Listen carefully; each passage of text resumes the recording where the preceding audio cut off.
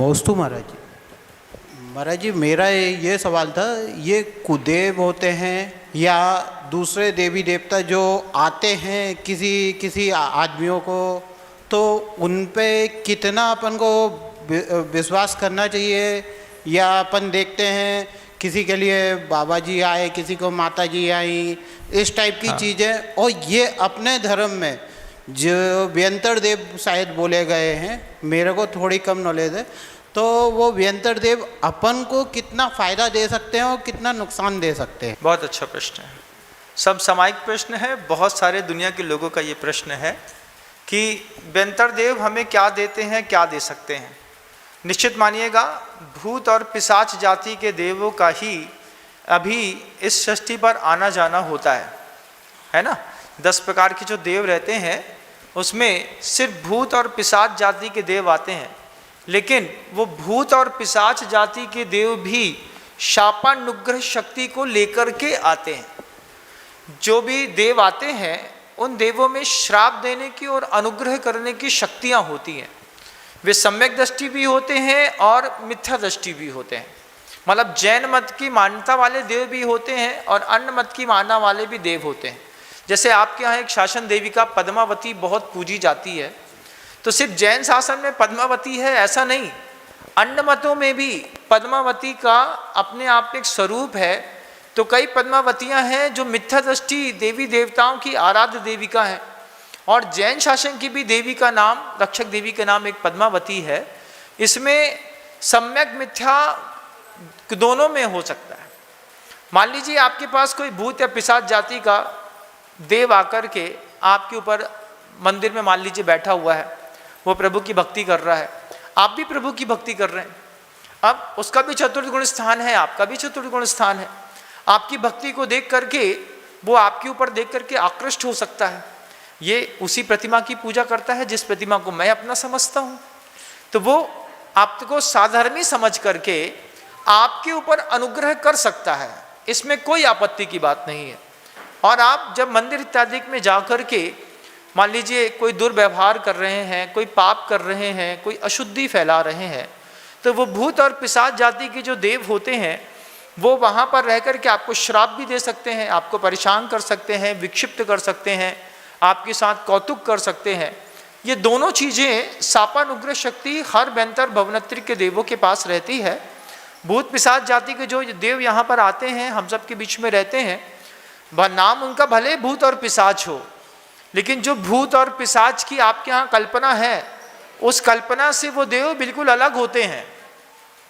सर्वांग सुंदर होते हैं, महर्दिक रिद्धिधारी होते हैं, अच्छे शक्ति संपन्न होते हैं, सम्यक दृष्टि भी होते हैं और शापानुग्रह शक्ति के साथ समर्थ भी होते हैं। आप अपने भगवान की भक्ति करिए, आपके भगवान की भक्ति को देख करके अगर उन्हें लगेगा कुछ आपका उसका ऋणानुबंध होगा, तो वो निश्चित आपके ऊपर शाप या अनुग्रह का कोई काम कर सकता है।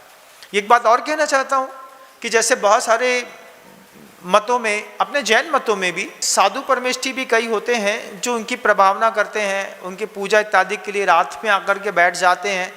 इतनी सब की कोई जरूरत नहीं है, क्योंकि पार्श्वनाथ भगवान की रक्षक देवी और देव जो हैं पद्मावती और धर्मेंद्र, वे दोनों, उनका प्रभु पार्श्वनाथ भगवान से कोई ऋणानुबंध है।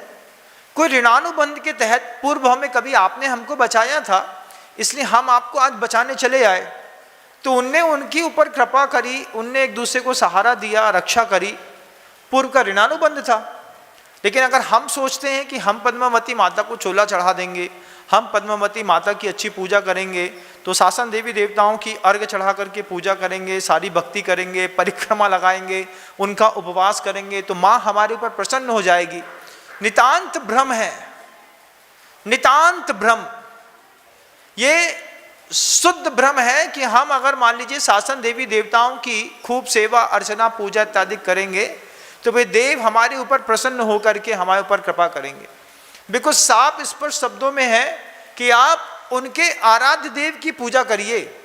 वे आराध्य देव की पूजा करने पर उनको लगेगा कि ये सम्यक दृष्टि है और ये हमारे प्रभु का भक्त है, तो साधर्मी समझ करके तो वो आपके ऊपर अनुकंपा कदाचित कर भी सकता है।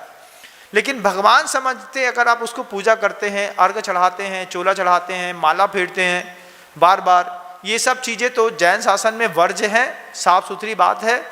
कहीं पर भी पूरे जैन शासन में पद्मावती या दर्णेन्द्र की देवी देवताओं इत्यादिकों का कोई स्वरूप वर्णन नहीं किया गया है कि इसकी ऐसी प्रतिमा बताई जाती है।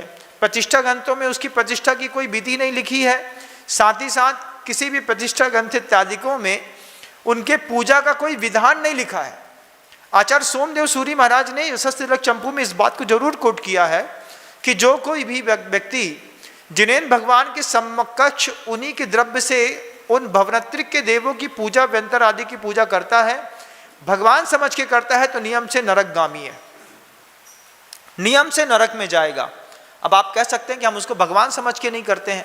बहुत अच्छी बात है, आप भगवान समझ के नहीं करते हैं तो उसको क्या समझ के करते हैं, ये आपको एक बार जवाब देना पड़ेगा। क्योंकि अगर मान लीजिए हमने उनको भगवान नहीं माना है, हमने उनको शासन देवी का रक्षक इत्यादि माना हुआ है, तो आपने उनको शासन रक्षक देव माना है, निश्चित करिए कौन सा गुण स्थान है। अविरत गुण स्थान है, अविरत सम्यक दृष्टि है, मान लीजिए चतुर्थ गुण स्थान है, तो चतुर्थ स्थान व्यक्ति वाला व्यक्ति जो है वो क्या द्रव्य से पूजा करता है, परिक्रमा करते हैं, ऐसा कोई व्यवहार नहीं करते हैं, सामान्य से व्यवहार रहता है। जब कोई आपका साधर्मी मिलता है तो आप कैसे, भाई साहब जय जिनेन्द्र, ऐसे ही आप वहाँ से निकलते हैं। मान लीजिए उनकी कोई पीठ का स्थान, निषद्ध का स्थान इत्यादि बना हुआ है, तो आप वहाँ पे अगर निकलते हैं, आपको उनके ऊपर से विशेष लगाव है, जय जिनेन्द्र ऐसा करके निकले, कोई आपत्ति नहीं है। ये शासन में एक व्यवहार है, आप करें। लेकिन हमने पूजा लेकर के, चोला लेकर के पहुँच, जिनेन्द्र भगवान की पूजा अर्चना का, देव शास्त्र गुरु की पूजा अर्चना के उपदेश दिए गए हैं। शावक के षट कर्मों में देव पूजा, गुरु पास्ति, स्वाध्याय, संयमस, तपः, दानम चेति, गृहस्थानाम षट कर्माणि दिने दिने, ये बिल्कुल स्पष्ट है। आप यशस्थ तिलक चंपू में अन्य देवी देवताओं की चर्या उपचर्या के बारे में 5-7 कारिकाएं लिखी हुई हैं आचार्य सोमदेव सूरी महाराज ने।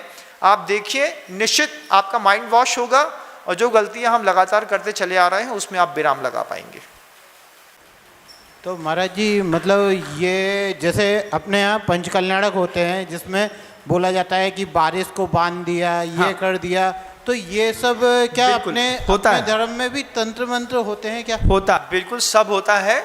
10 प्रकार के देवों का आवाहन करके जब हम ध्वजारोहण करते हैं, उस ध्वजारोहण के वक्त प्रतिष्ठाचार जो सदाचारी होता है, ब्रह्मचारी होता है, व्रतों का पालन करने वाला होता है, वो मंत्र के माध्यम से ध्वजारोहण के दिन आपने देखा वहाँ पे कलश वगैरह रख के, उनके लिए आईना वगैरह बांध करके, उनका आवाहन करके, चारों दिशाओं से 10 प्रकार के देवों का आवाहन करके उनको वहाँ पर स्थान दे करके बांध देता है। इसलिए कि जब तक प्रभु के पंच कल्याणक इस पूरे गजरत स्थल पर होंगे, उस वक्त तक कोई भी आसुरी शक्ति यहाँ पर चारों तरफ से आकर के किसी भी प्रकार से विप्लव न करे, उपद्रव न करे, पंडाल न जलाए। क्योंकि जब कभी भी कोई अच्छा काम होता है, कोई ना कोई विघ्न करने वाले देव तो आते हैं। मान लीजिए कोई साधु है, अपनी साधना के चरम पर पहुंच करके किसी प्रतिमा की प्रतिष्ठा करना चाहते हैं, तो देव भी वहां से आकर के उस प्रतिमा की प्रतिष्ठा में कई बार बाधा पहुंचाते हैं। तो जो 10 प्रकार के देव हैं, वे प्रतिष्ठाचार आकर के उनको बांधते हैं, उनको नियंत्रित करते हैं, मंत्र शक्तियों के प्रयोग करते हैं और उनको बांध करके पूजा नहीं करते। कहाँ रखा उनको? पंडाल से बाहर रखा, ध्वज लगा दी। ध्वज जहाँ तक ध्वज की हवा फड़फड़ाएगी, वहाँ तक जहाँ से उस फड़फड़ाती हुई हवा छुपती हुई जाएगी, वहाँ तक उनको मंत्रित करके उस पूरे एरिया को बांध दिया जाता है, जिसके माध्यम से निर्विघ्न तरीके से कोई भी बड़े महोत्सव, आयोजन इत्यादि संपन्न होते हैं। ये जिनसेन स्वामी के प्रतिष्ठा ग्रंथ में इस तरीके की विधि लिखी हुई है, इसमें कोई आपत्ति की बात नहीं है। प्रतिष्ठाचार ये सब करते हैं। लेकिन सामान्य गृहस्थ पता चला प्रतिदिन माँ पद्मावती की पूजा कर रहे हैं, फूल चढ़ा रहे हैं, अर्घ चढ़ा रहे हैं, फिर पद्मावती तो इतनी बड़ी प्रतिमा है, उसके ऊपर इतनी छोटी सी पार्श्वनाथ भगवान की प्रतिमा है, और उस पार्श्वनाथ भगवान की प्रतिमा का सहारा लेकर के लगातार उसमें अभिषेक इत्यादि करते हैं। ये निश्चित रूप से अपने आप को छलना है। संसार को बढ़ाओ मत, संसार को अगर घटाना है तो सच्चे देव शास्त्र गुरु की अर्चना, पूजन, भक्ति करो। उस भक्ति का, जाप का, स्तोत्र पाठ का गजब का प्रभाव पड़ता है। आपको अगर मान लीजिए बिल्कुल खास किसी प्रभु का भक्त देखना है, कोई भवनत्रिक का देव देखना है, आपको अपनी आंखों से अगर उससे कुछ पूछना या समझना है, तो आप कभी भी बंधा जी के आश्रयकारी श्री अजितनाथ जी भगवान जी के दरबार में कभी जाकर के देखिएगा। वहाँ पर सित्तन करके अन्य समाज का एक व्यक्ति है, कुम्हार समाज का है, उसको वहाँ के शासन रक्षक देव इत्यादिकों का आना जाना होता है। वो जब कभी भी वहाँ मंदिर जी में आता है, वो सब बताता है, इस महिला का भाव अच्छा नहीं है, इसने अपने बच्चे की अशुद्धि करा दी है, कहीं कुछ हो गया है, कहीं कुछ हो गया है। ऐसे कई प्रकल्प वहाँ के लोकल लोगों ने वहाँ पर घटते हुए देखे हैं। उसके पास श्राप शक्ति तो नहीं देता, लेकिन अनुग्रह शक्ति बहुत है, और विशेष अवसरों पर बंधा जी की महिमा पूरा विश्व जानता है। आप जाके खुद अपने आँख से देखें। मैं बोलता हूँ, मेरे बोलने पे विश्वास न करें, आप खुद जाकर के देखें उस व्यक्ति को जिसका नाम सित्तन है। आप पता करेंगे तो आपको पता चल जाएगा। पूछेगा कोई सित्तन है क्या यहाँ पे, जिसको यहाँ के देव आते हैं, वो आपको देखेगा। अगर उसको लगेगा कि बात करना है, तो वो देव तुरंत आकर के आपके अनुग्रह करने में सहाय हो जाता है। और पूरा विश्व इस बात को पिछले साल से 1.5 साल से इस बात को देख रहा है। लेकिन उसकी पूजा इत्यादि नहीं करना, उसकी प्रतिष्ठा इत्यादि के माध्यम से बार बार जय जयकार नहीं करना। जय जयकार हमको जिनेंद्र भगवान की करनी है। वहाँ पर भी वो वही कहता है कि हमारे प्रभु के नाम की माला फेरो, हमारे प्रभु की भक्ति करो, हमारे प्रभु जी का अभिषेक करो, हमारे प्रभु जी की यहाँ पर आकर के स्तोत्र पाठ करो, हमारे प्रभु जी का विधान करो, तुम्हारा सब भला होगा। वो खुद इस बात को कहता है कि जो भी करो हमारे प्रभु जी का करो, हमारा कुछ मत करो।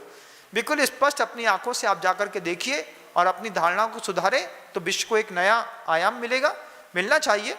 और शासन देवी देवता हैं तो हैं, उनको नकारा तो नहीं जा सकता। आगम ग्रंथों में उनका वर्णन है। भवनत्रिक के देव हैं, ऊर्ध्वलोक के देव हैं, नागलोक के स्वामी हैं, धर्णेन्द्र हैं, भूतानंद हैं, लेकिन उनकी पूजा इत्यादि करके हम कुछ प्राप्त नहीं कर पाएंगे। पार्श्वनाथ भगवान का धर्णेन्द्र पद्मावती के साथ ऋणानुबंध था। उस ऋणानुबंध के तहत एक दूसरे की उन्होंने सेवा या फिर कोई रक्षा इत्यादि की है, लेकिन हमारा उनका कोई ऋणानुबंध नहीं। अपने हाथ दिल में रख करके बोलो, कभी कोई ऐसा काम किया हो कि कोई देव तुमको बचाने आएगा? ऐसा आपने कुछ किया ही नहीं है, लेकिन अभी करिए। अच्छे सच्चे देव, सच्चे सास, सच्चे गुरु की खूब भक्ति करिए।